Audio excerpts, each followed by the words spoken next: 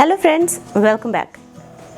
आप में से काफ़ी लोगों की बहुत ही फ्रिक्वेंटली मेरे पास एक क्वेरी आती रहती है कि अगर आप कोई पौधा ख़रीद के लाते हैं, उसको लगाते हैं तो कुछ दिन तक तो वो नॉर्मल दिखता है, लेकिन उसके बाद उसकी पत्तियां पीली पड़ने लगती हैं, पत्तियां झड़ने लगती हैं, पौधा समहाउ मुरझाया हुआ सा दिखने लगता है और कभी कभी वो पौधा मर भी जाता है, सूख भी जाता है बहुत ख्याल रखने के बाद भी। समहाउ अगर आपका पौधा बच भी जाता है तो भी वो बहुत हेल्दी नहीं दिखता है।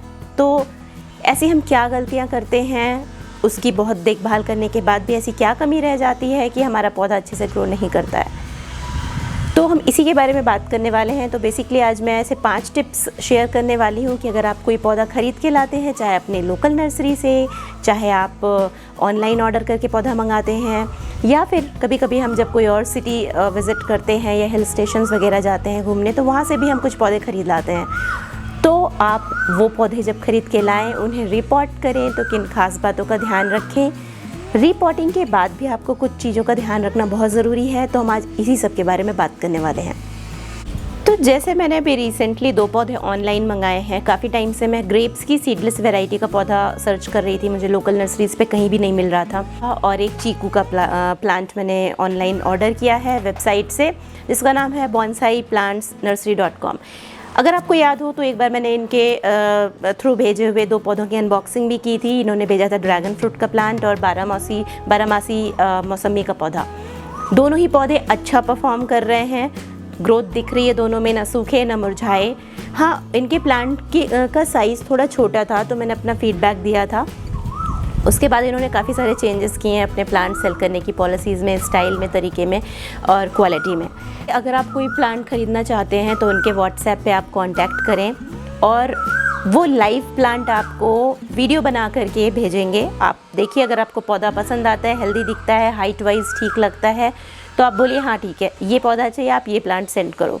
तो ये बहुत बड़ा प्लस पॉइंट लगा मुझे इस टाइम पे, स्पेशली जब लोग प्रेफर नहीं कर रहे हैं नर्सरी से जा कर के पौधा खरीदना। तो इसमें एज गुड एज आप वर्चुअली आप पौधा देख सकते हैं कि आप कौन सा पौधा खरीद रहे हैं और वही पौधा आपको वो डिलीवर होगा। उसके अलावा इनकी डिलीवरी बहुत फास्ट थी, विदिन 2 डेज़ मेरा पौधा मेरे पास तक पहुँच। डिलीवरी का भी इनका 2 तरीका है, आप बाई रोड चाहें या बाई एयर चाहें। बाई रोड मैक्सिमम 4 से 5 दिन में आपको पहुँच जाएगा पौधा, और बाई एयर अगर आप चाहते हैं तो मैक्सिमम 2 डेज़ में आपके पास पौधा पहुंच जाएगा। बट हाँ, प्राइसेस में थोड़ा सा डिफरेंस आ जाएगा, डिलीवरी चार्जेस में लगभग डबल का फ़र्क आ जाएगा। तो ये बात मैं आपको इसलिए बता रही हूँ क्योंकि ये पौधा किसी और शहर से मेरे पास आया है, मैंने लोकल नर्सरी से नहीं ख़रीदा है। तो डेफिनेटली बैंगलोर के वेदर में और ये पौधा जहाँ से आया है वहाँ के वेदर में बहुत चेंजेस होंगे। तो प्लांट की केयर, प्लांट को किस तरह का वहाँ पे एटमॉस्फेयर मिला है, किस तरह का एनवायरनमेंट मिला है, उनकी वाटरिंग हैबिट्स, वो सब कुछ डिफरेंट होती हैं वेदर के अकॉर्डिंग। तो जैसा कि आपने देखा कि पौधा मेरा पैक होकर के आया है कार्टन में, एक बॉक्स में। तो उसको सबसे पहले तो आप निकालें, थोड़ा उसको फ्रेश एयर लेने दें और तुरंत इसकी रिपोर्टिंग बिल्कुल नहीं करें। कोई भी पौधा, चाहे आप लोकल नर्सरी से ख़रीद के ला रहे हैं तो भी नर्सरी वाले किसी भी प्लांट की अलग तरीके से केयर करते हैं और हम कुछ अलग तरीके से केयर करते हैं। इसीलिए आपने देखा होगा कोई पौधा आप नर्सरी से ख़रीद के लाएंगे, अगर फ्रूट का पौधा, छोटे पौधे में कितने सारे फ्रूट्स और फ्लावर्स लगे होते हैं, लेकिन हमारे घर में जो पौधे उतने ही साइज़ के होते हैं उनमें उतनी ग्रोथ नहीं दिखती है, क्योंकि केयर करने का तरीका अलग होता है। वो क्या केमिकल्स या क्या फर्टिलाइज़र्स डालते हैं हमें नहीं पता। पौधे को बॉक्स से निकालें, उसको थोड़ा फ्रेश एयर लेने दें, उसका पैकेट खोलें, उसको थोड़ा सा ब्रीथ करने दें और उसे कम से कम 4 से 5 दिनों के लिए बाहर रख दें। थोड़ी सी शेड वाली जगह पे रखें, बिल्कुल सनलाइट वाली जगह पे ना रखें। अगर बारिश का मौसम चल रहा है, डेली बारिश हो रही है, तो आप इसे बिल्कुल आउटडोर्स में डाल दें। बारिश का पानी बिल्कुल मैजिक कर देगा। पौधा उन्होंने भेजा होगा अच्छी कंडीशन में, लेकिन वो 2 दिन बॉक्स में पैक हुए हुए थोड़ी सी उसकी हालत ऐसी हो जाती है कि वो हेल्दी दिखता नहीं है। तब 4-5 दिनों तक बाहर रखने के बाद आपको प्लांट की कंडीशन में काफ़ी डिफरेंस दिखाई दे रहा होगा। जब बॉक्स से निकाला था हमने तो ये काफ़ी स्ट्रेस्ड दिख रहा था, लेकिन अब थोड़ा नॉर्मल दिख रहा है, यानी अब 4-5 दिनों के बाद पौधा रिपोर्टिंग के लिए बिल्कुल रेडी है।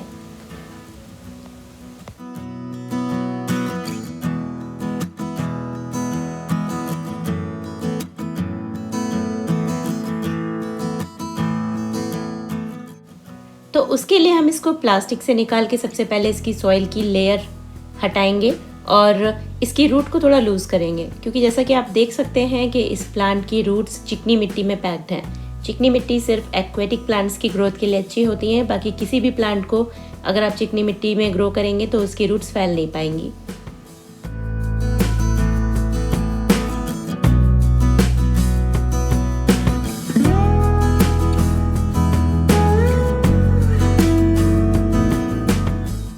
अब हमने इसकी रूट्स को लूज कर लिया है और इसे हम पॉट में लगाएंगे।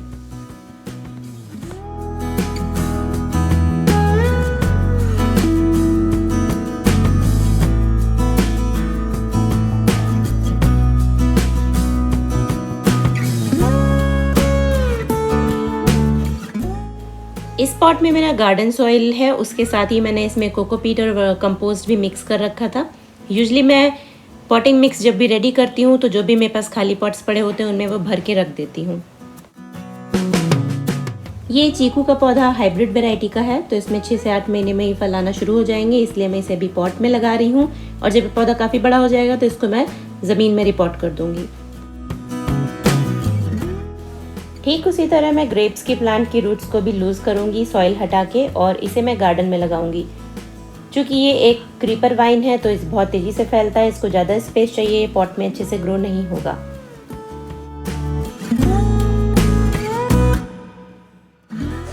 चलिए, इतना तो मालूम है कि हमें रिपोर्टिंग करनी है पौधे की। रिपोर्टिंग तो हमने कर दी, लेकिन बहुत लोग इस बात में गलती कर जाते हैं कि कौन सा पौधा कितने बड़े पॉट में लगाना चाहिए। इसको आप एक थंब रूल की तरह मान लीजिए कि जितना बड़ा पौधा है आपका उसी के अकॉर्डिंग उसका पॉट साइज़ भी होना चाहिए।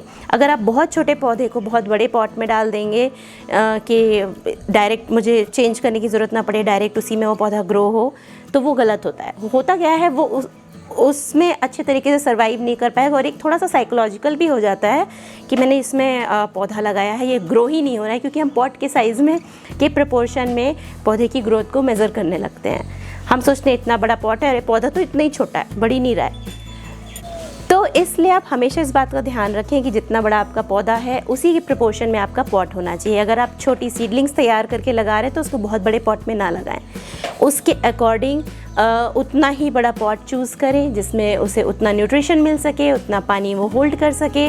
जब आपका पौधा थोड़ा बड़ा हो जाए आप निकालें उसको और बड़े पॉट में शिफ्ट कर दें। तो आप पौधा खरीद के लाए, आपने उसकी रिपोर्टिंग कर दी और अब रिपोर्टिंग कर दी है तो उसे उठा के आप धूप में ना रखें।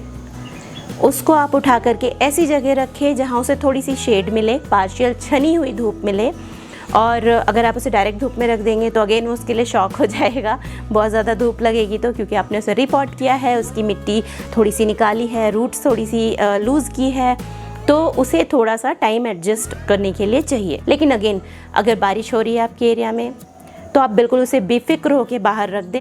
पौधे की रिपोर्टिंग करते टाइम बहुत सारी चीज़ें ऐसी होती हैं जिनको आपको खास ध्यान रखना पड़ता है, क्योंकि वही सारी चीज़ें मिल करके पौधे की ग्रोथ के लिए रिस्पॉन्सिबल होती हैं। तो हमने देख लिया कि भाई हाँ, पौधा लेके आए हम, उसको हमने रिपोर्ट किया पॉट की साइज़ के हिसाब से और उसको हमने रिपोर्टिंग के बाद शेड में रख दिया, ठीक है। दूसरी चीज़ ये बहुत ख़ास है कि आपने मीडिया क्या चूज़ किया है, आपने सॉइल पॉटिंग मिक्स क्या चूज़ किया है। तो जिस तरह का आपका पौधा है उसी तरह का पॉटिंग सॉइल भी आपको चूज़ करना बहुत ज़रूरी है। मतलब अगर आप कोई सक्यूलेंट का पौधा लगा रहे हैं तो आपको सक्यूलेंट या कैक्टस पॉटिंग मिक्स यूज़ करना पड़े जिसमें बहुत अच्छी ड्रेनिंग हो सके, पानी बिल्कुल होल्ड ना हो। वहीं कुछ ऐसे पौधे, फर्न्स या ऐसे पौधे जिनको ज़्यादा मॉइस्चर की ज़रूरत होती है, ज़्यादा वाटरिंग की ज़रूरत होती है, तो उसके लिए आपको पॉटिंग मिक्स ऐसा तैयार करना होगा जिसमें वाटर थोड़ा होल्ड कर सके, सॉइल मॉइस्चर जिससे बना रहे उसमें। तो कोकोपीट मिक्स करें या फिर रेडीमेड पॉटिंग मिक्स आते हैं हर तरह के प्लांट्स के लिए, आप उसको यूज़ कर सकते हैं।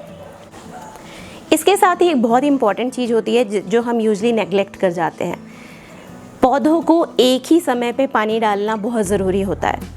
एक ही समय से मतलब है ये नहीं कि आज आपको सुबह टाइम मिला तो आपने सुबह पानी डाल दिया और परसों आपने शाम को डाल दिया। पौधों को एक टाइम पे ही, जैसे हमें एक टाइम पे भूख लगती है, खाना उसी टाइम पे चाहिए होता है, सिमिलरली पौधों को भी एक निश्चित समय पे कोशिश करें कि सुबह के टाइम पे पौधों में पानी डाल दें। उससे क्या होगा, अगर आपने एक्स्ट्रा पानी भी डाल दिया है पौधों में तो दोपहर की धूप और पूरे दिन भर के टाइम में जो एक्स्ट्रा पानी होता है वो इवेपोरेट होकर के रूट्स के पास जो जमा हुआ पानी रहेगा वो हट जाएगा।